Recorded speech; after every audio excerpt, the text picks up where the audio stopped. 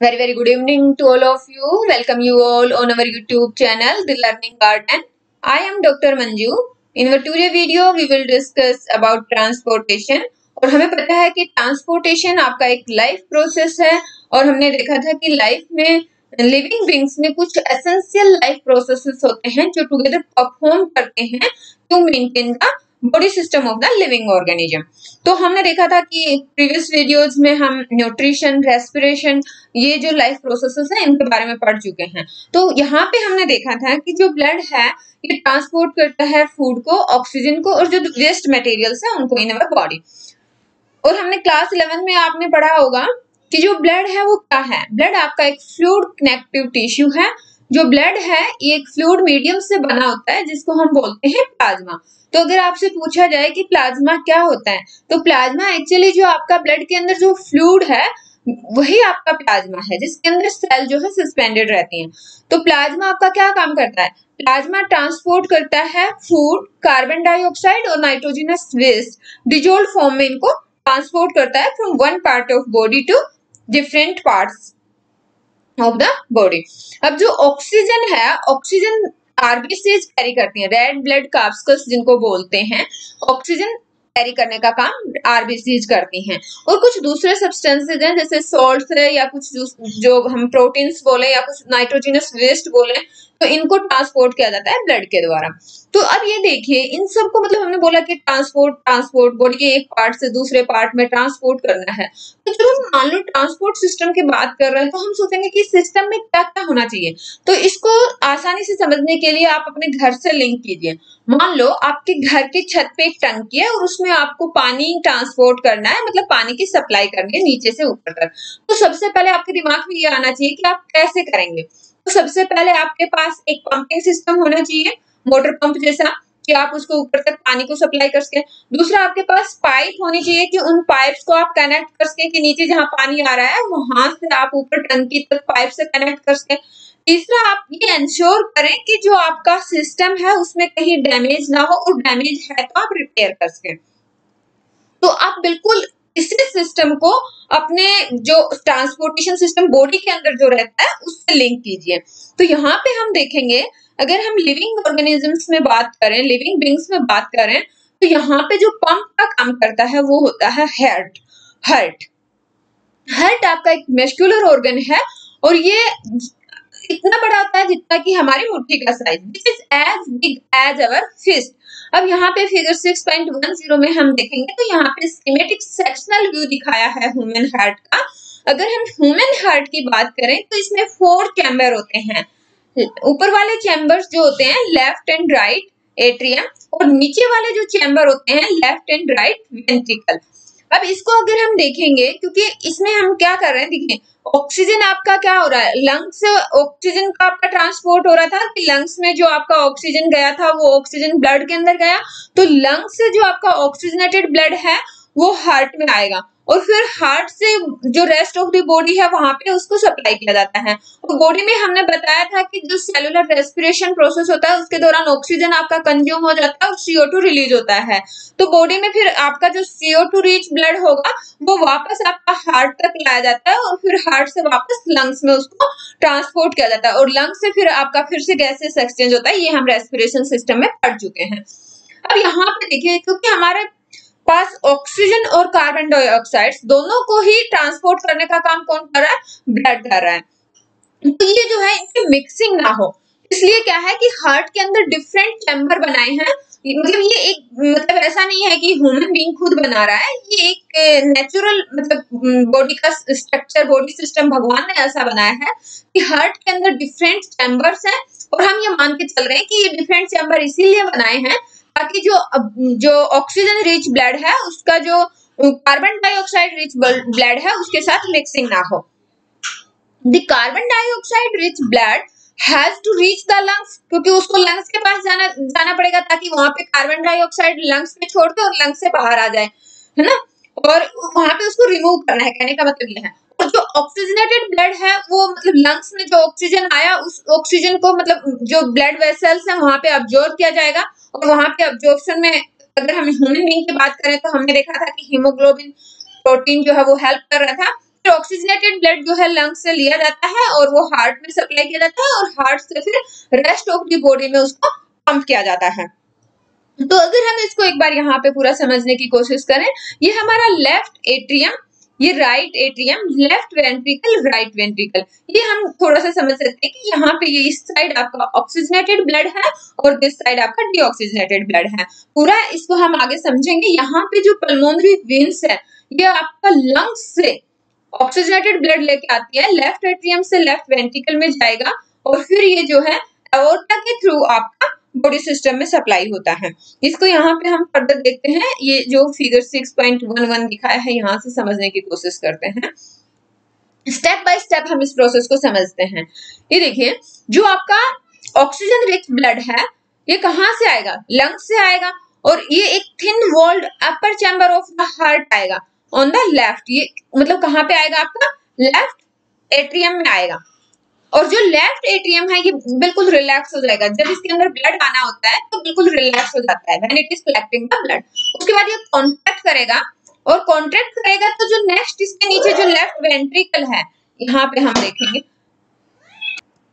ये left atrium में blood आया, इसके बाद ये कॉन्ट्रैक्ट करेगा और आपका ब्लड कहाँ जाएगा? लेफ्ट वेंट्रिकल में। जब लेफ्ट वेंट्रिकल में ब्लड की एंट्री होती है तो लेफ्ट वेंट्रिकल बिल्कुल रिलैक्स रहता है। उसके बाद इसमें जब ब्लड की एंट्री हो जाएगी तो उसके बाद लेफ्ट वेंट्रिकल ब्लड को पंप करेगा टू द एओर्टा। अगर हम when muscular left ventricle contract, ये जो कॉन्ट्रैक्ट करेगा आपका लेफ्ट वेंट्रिकल, तब क्या होगा कि जो इसमें आप देखेंगे कि ब्लड जो है ये पंप करेगा एओर्टा में और एओर्टा के थ्रू आपका पूरी बॉडी में मतलब ब्लड की सप्लाई होती है। वो हम थोड़ा सा आगे और समझेंगे। अच्छा, अब जो डीऑक्सीजनेटेड ब्लड हमने देखा कि डिफरेंट बॉडी पार्ट्स में सेलुलर रेस्पिरेशन के थ्रू आपका CO2 रिलीज होता है, तो अब वहां पे CO2 ऑक्सीजन आपका कंज्यूम हो गया, तो ऑक्सीजन आपका कंज्यूम हो गया तो हम कह सकते हैं कि डीऑक्सीजनेटेड ब्लड है। ये डीऑक्सीजनेटेड ब्लड कहाँ आएगा? ये आएगा from the body to the upper chamber on the right, ये आएगा मतलब राइट एट्रियम में और उसके बाद corresponding lower chamber right atrium से आपका राइट वेंट्रिकल में आएगा और ये जो जैसे ही मतलब जैसे राइट वेंट्रिकल में आएगा तो ये डायलेट हो जाएगा। उसके बाद ये ब्लड को ट्रांसफर करेगा और उसके बाद ये जो राइट वेंट्रिकल आपका ये जो डीऑक्सीजनेटेड ब्लड है इसको कहाँ भेजेगा? ऑब्वियसली लंग्स में भेजेगा, क्योंकि लंग्स में तो इसको ऑक्सीजन मिलेगा। Since ventricles how to pump the blood into various organs, ये जो वेंट्रिकल्स हैं यहाँ पे देखिए, इनको बॉडी के डिफरेंट ऑर्गन्स में ब्लड को पंप करना रहता है, तो इनकी जो मस्कुलर वॉल है वो थिक रहती हैं।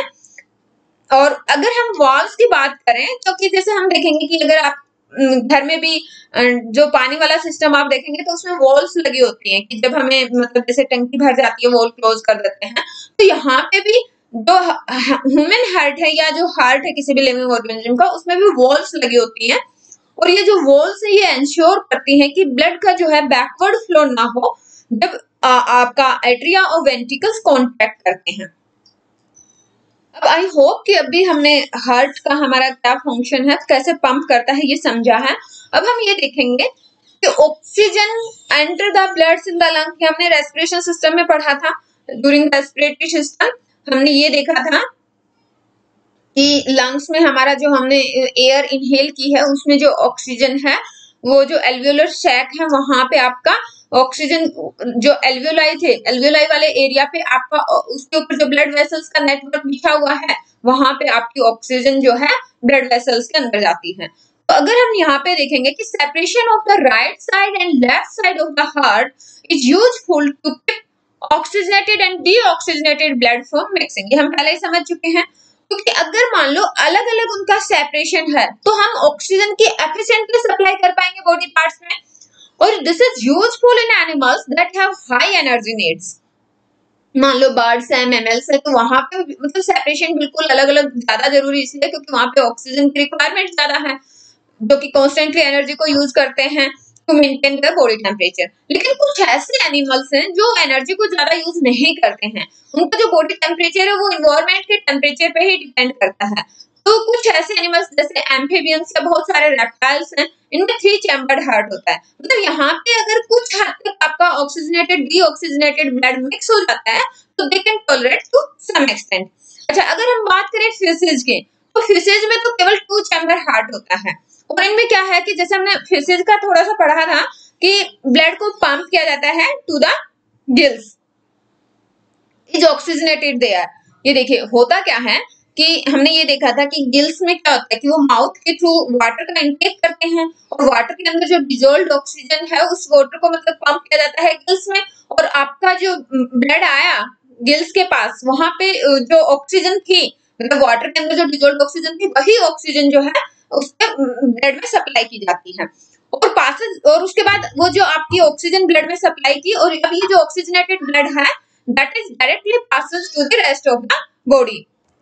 तो हमने फिजिक्स के केस में क्या देखा कि जो एक साइकिल हो रही है ब्लड सर्कुलेशन की, तो उसमें जो हार्ट के थ्रू आपका ब्लड एक ही बार जा रहा है, लेकिन जो दूसरी तरफ अगर हम बात करेंगे जैसे जो दूसरे वर्टिब्रेट्स हैं इंक्लूडिंग ह्यूमन बीइंग, वहां पे जो ब्लड सर्कुलेशन है वो ट्वाइस हो रहा है हार्ट के थ्रू, इसको हम बोलते हैं डबल सर्कुलेशन।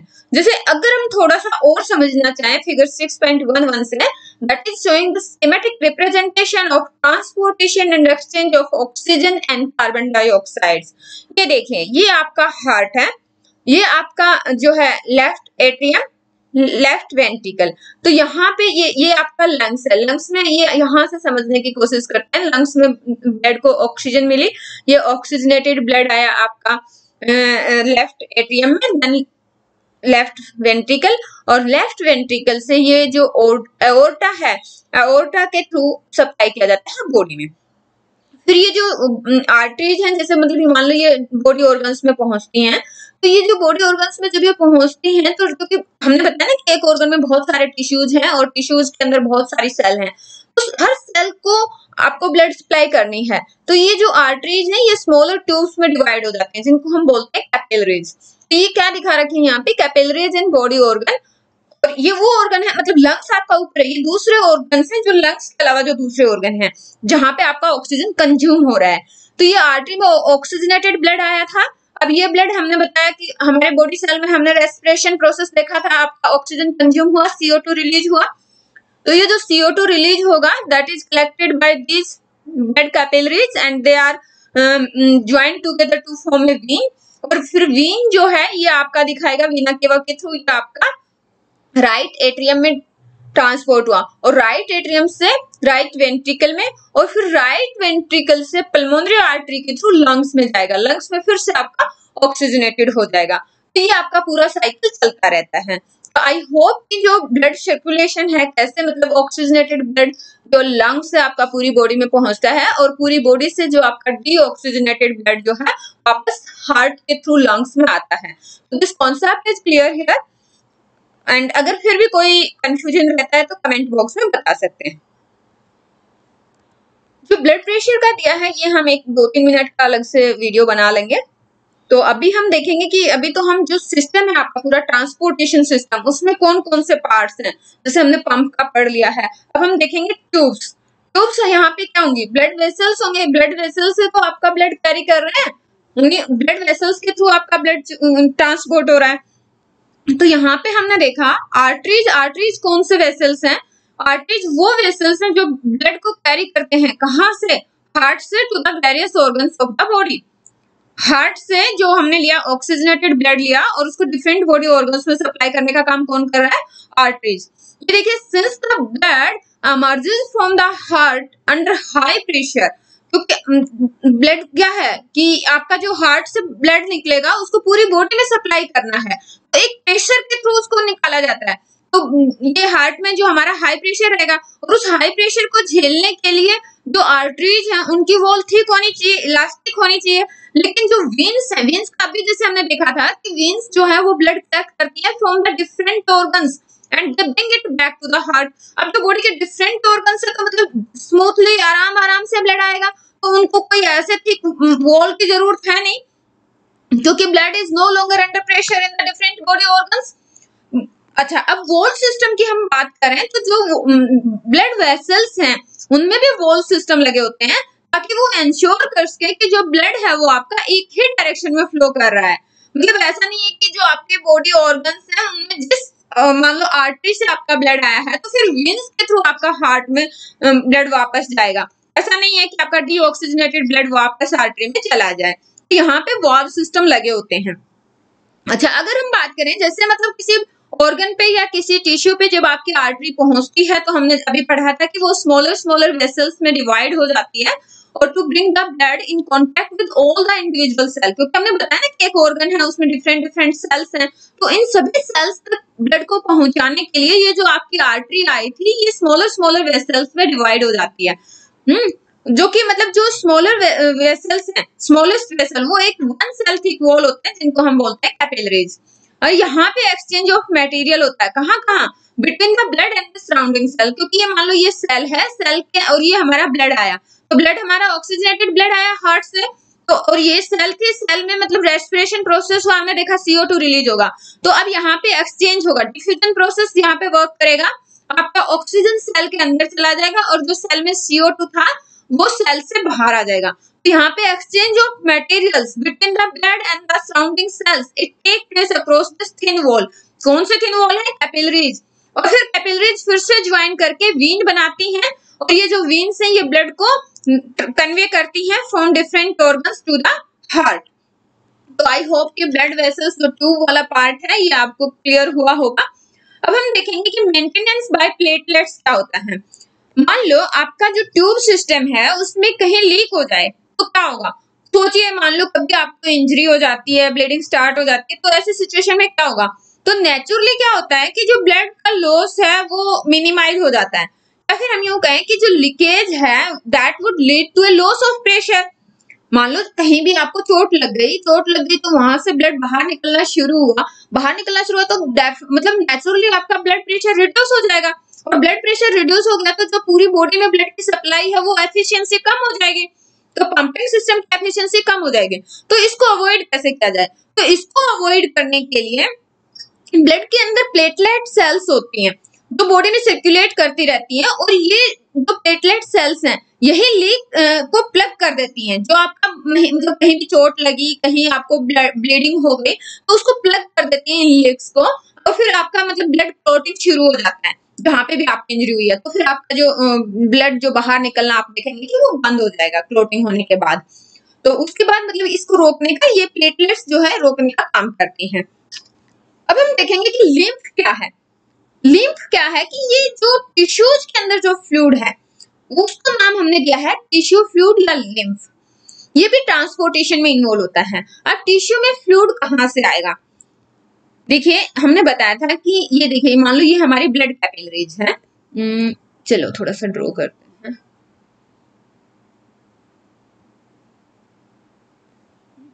ये मान लो ये आपकी ब्लड कैपिलरीज, ठीक है, और ये आपकी सेल है। तो इन सेल के बीच में, और मान लो ये जो आपकी कैपिलरीज है इनमें मान लो कुछ पोर्स हैं, तो यहाँ पे ये जो ब्लड कैपिलरीज है इनमें आपका क्या फ्लो हो रहा है? प्लाज्मा। तो इस प्लाज्मा से कुछ लीक होकर ये जो सेल के बीच में जो स्पेस है, मान लो एक टिश्यू में बहुत सारी सेल्स हैं, ये अगर टिश्यू है तो टिश्यू के अंदर बहुत सारी सेल्स हैं और सेल के बीच में स्पेस है, तो मान लो ये जो आपकी ब्लड कैपिलरीज थी इनमें मान लो कुछ पोर्स हैं, और इन पोर्स के थ्रू आपका कुछ प्लाज्मा लीक हो जाए और वो यहाँ पे आ जाए इन सेल्स के बीच में, टिश्यूज के अंदर जो बहुत सारी सेल हैं और सेल के बीच में जो स्पेस है उसमें आ जाए, तो वो होता है लिम्फ या टिश्यू फ्लूइड। तो ये जो टिश्यू फ्लूइड है ये एक तरह से ब्लड प्लाज्मा का ही पार्ट है, लेकिन इसमें मतलब कुछ प्रोटीन जो ब्लड के अंदर रहते हैं, प्लाज्मा के अंदर रहते हैं, वो टिश्यू फ्लूइड में नहीं रहते हैं, क्योंकि मतलब यहाँ से लीक होकर आ रहा है। तो लीक होके आ रहा है तो जरूरी नहीं है कि ब्लड के अंदर जितने भी कंपोनेंट है वो सारे के सारे लीक हो जाएं। ये जो आपका टिश्यू फ्लूइड है ये कलरलेस होता है, तो कलरलेस है तो हम मान लें कि इसमें हीमोग्लोबिन नहीं होता, क्योंकि हीमोग्लोबिन आपका कहाँ पे, ये जो प्लाज्मा में आपका हीमोग्लोबिन रहता है, हीमोग्लोबिन की वजह से आपके ब्लड का कलर कैसा रहता है? रेड कलर रहता है। और हमने बताया कि जो टिश्यू फ्लूइड है ये कलरलेस रहता है। हीमोग्लोबिन एक तरह का प्रोटीन है, तो इट मींस इसमें जो टिश्यू फ्लूइड है इसमें हीमोग्लोबिन नहीं है, कुछ और प्रोटीन भी है जो आपके टिश्यू फ्लूइड में नहीं है। तो अब ये मतलब एक्चुअली है क्या, ये आपका है तो प्लाज्मा ही, लेकिन सारा का सारा प्लाज्मा नहीं, मतलब प्लाज्मा में से जैसे कुछ प्रोटीन, कुछ ब्लड सेल्स, ये जो आपके पोर्स हैं, ब्लड वेसल्स के पोर्स हैं, उनके थ्रू जो गैप है टिश्यू सेल के बीच में वहां पे निकल जाता है, और इस फ्लूइड को हमने नाम दिया है टिश्यू फ्लूइड। अब यहाँ पे अगर हम थोड़ा बुक की डेफिनेशन से समझें तो लिम्फ आपका एक अनदर टाइप ऑफ फ्लूइड है जो कि ट्रांसपोर्टेशन में इन्वॉल्व होता है, इसको हम लिम्फ या टिश्यू फ्लूइड बोलते हैं। ये हमने बताया कि जो कैपिलरीज हैं उनकी वॉल्स के अंदर जो पोर्स प्रेजेंट होते हैं, उन पोर्स के थ्रू कुछ अमाउंट में प्लाज्मा, प्रोटीन और ब्लड सेल्स निकल जाते हैं into the intercellular spaces in the tissues, जो कि आपका टिश्यू फ्लूइड या लिम्फ फॉर्म करते हैं। तो वैसे देखा जाए तो it is similar to the plasma of the blood, but this is colourless and contain less protein. ये हम समझ चुके हैं। अब लिम्फ क्या करेगा? ये आपका लिम्फ यानी कि टिश्यू फ्लूइड है, ये ड्रेन करेगा, lymph drain into the lymphatic capillaries from the intercellular spaces. ये इंटरसेलुलर स्पेस है, इन सब में आपका ये लिम्फ फ्लो कर रहा है। धीरे धीरे ये क्या करेगा, ये आपका ऐसे मान लो आपकी लिम्फेटिक कैपिलरीज, जैसे आपके ब्लड कैपिलरीज थे ऐसे ही लिम्फेटिक कैपिलरीज भी हैं। अब ये यहाँ पे इनमें आ जाएगा, और ये जो लिम्फेटिक कैपिलरीज है बाद में ये ज्वाइन होके क्या बनाती हैं, लिम्फेटिक कैपिलरीज ज्वाइन होके एक लार्ज लिम्फ वेसल बनाती हैं। मतलब जैसे मान लो इधर से ये ज्वाइन हो गया, फिर ये ऐसे बहुत सारे मान लो लिम्फेटिक कैपिलरीज आ गई और ये आ गई, तो ये आपका क्या बन गया, ये आपका एक लार्ज लिम्फ वेसल बन जाता है that finally open into larger veins. और फिर हमने बताया था कि बॉडी के डिफरेंट ऑर्गन्स से जो ब्लड आता है वो वेन्स के थ्रू आता है, ये फाइनली मिक्स हो जाता है वेन्स के अंदर। ये मान लो वेन्स है, तो वेन्स हमारा फिर जो डीऑक्सीजनेटेड ब्लड यहाँ से जो होता है उसको कैरी करती है टू द हार्ट।